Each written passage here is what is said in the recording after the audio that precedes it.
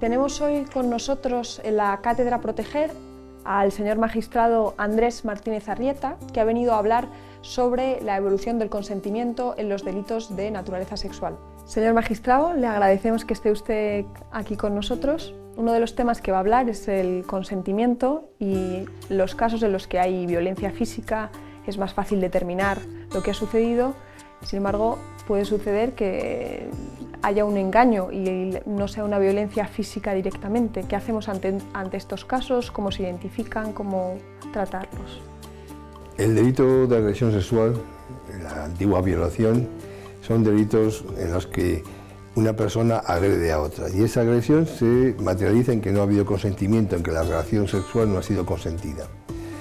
La expresión de esa negativa es fácil verla, como decías, cuando hay violencia física, más difícil cuando es violencia psíquica, intimidación, mucho más difícil cuando es engaño, y incluso se dice en 1265 del Código Civil hablaba de una cuarta situación, el dolo, es decir, la maquinación para obtener un consentimiento. Todo eso lo va dificultando, ¿por qué? Porque se trata de un delito relacional en los cuales al final nos vamos a encontrar con dos versiones contradictorias. Entonces hay que ir al puro contenido fáctico, que es que una persona afirma haber sido agredida porque ha tenido una relación inconsentida. Ahora, con la vía física o la vía psíquica es fácil, como decías.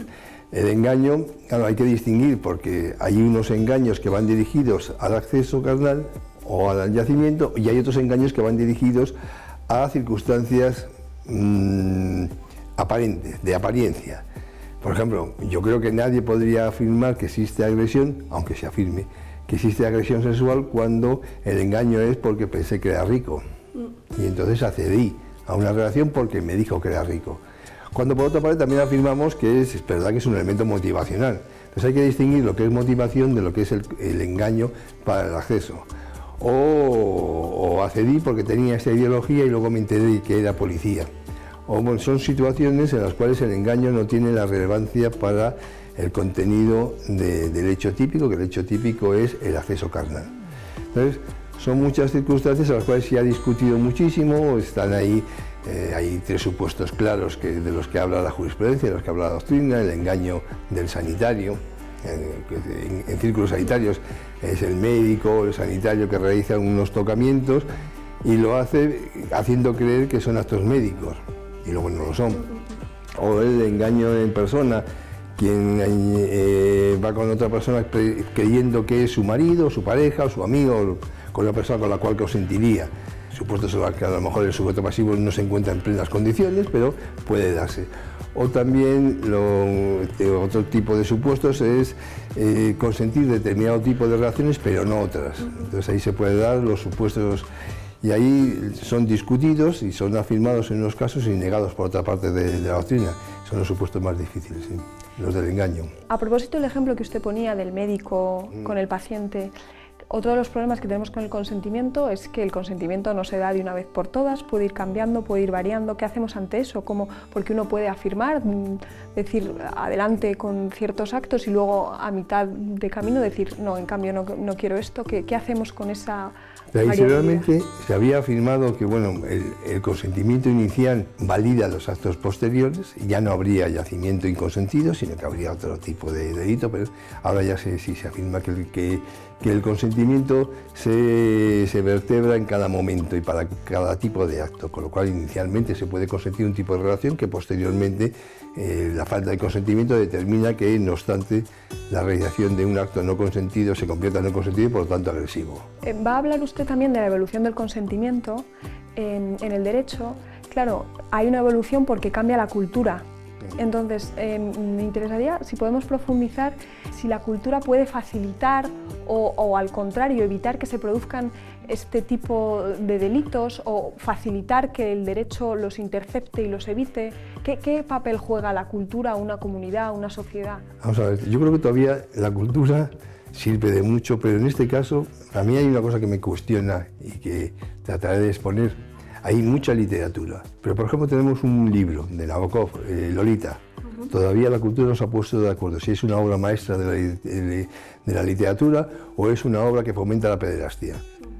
Y entre esas dos cosas, por una parte sí, la cultura es la cultura, pero por otra parte hay una realidad detrás que a veces choca con los sentimientos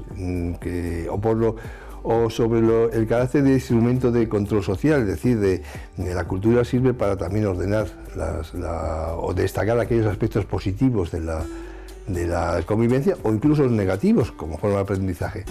Pero todavía no se ha puesto mucho de acuerdo la cultura. Hay otra realidad que a mí también me asusta. El 20% de los asuntos que conocemos en la sala segunda, y a la sala segunda llega toda la criminalidad, más de 1 millón y pico, 1.300.000 delitos se cometen en España, el 20% de lo que llega a la sala son delitos de naturaleza sexual.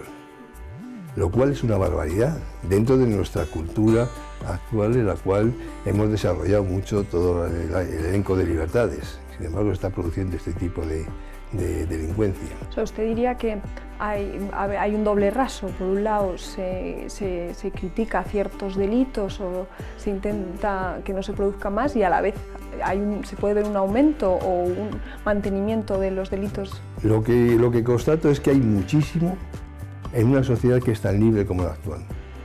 Y hay muchísimo tipo de agresión que seguro que obedecerá a causas que tendrán que estudiar los sociólogos, pero lo que sí que puedo constatar es que el 20% de los asuntos que llegan a la Sala Segunda del Tribunal Supremo son delitos de naturaleza sexual, que va desde las violaciones, agresiones sexuales hasta exhibicionismo, otro tipo, pero vamos, todos delitos de esa naturaleza que me choca con el grado de libertad que se ha llegado, del que gozamos ahora. El derecho es siempre la última medida, se llega a ello cuando ya se ha cometido el delito, entonces ya es su opinión, como magistrado, opinión informada, pero ¿qué propuestas, qué medidas, qué se necesita hacer en una sociedad para que no haya que recurrir al derecho penal en estos asuntos? Bueno, particularmente creo que es el que proporciona esta facultad, la educación, la justicia, la administración de justicia, la educación son instrumentos de control social para hacer que la sociedad funcione de forma adecuada con los valores y a los principios de los que nos alardeamos y queremos que sean positivos. Evidentemente la justicia funciona al final, cuando ya se ha producido el delito. Hay otros instrumentos de control social mucho más efectivos y positivos, entre ellos la educación. La educación es el básico, una educación que genere respeto es una educación que no va a propiciar situaciones de agresión. Una educación que propicie mecanismos de solución de conflictos distintos al de la agresión, etc., pues son instrumentos de control social mucho más efectivos que el de la justicia, que al final va a decir que el que ha realizado una conducta antisocial va a ser castigado con una pena. Y hay que evitar que se cometan las conductas antisociales. Muchas gracias, señor magistrado, por venir, por mostrarnos la importancia de la justicia, pero también por recalcar la importancia de una buena educación y toda la labor que se tiene que realizar anteriormente para no tener que recurrir a ella. Muchas gracias.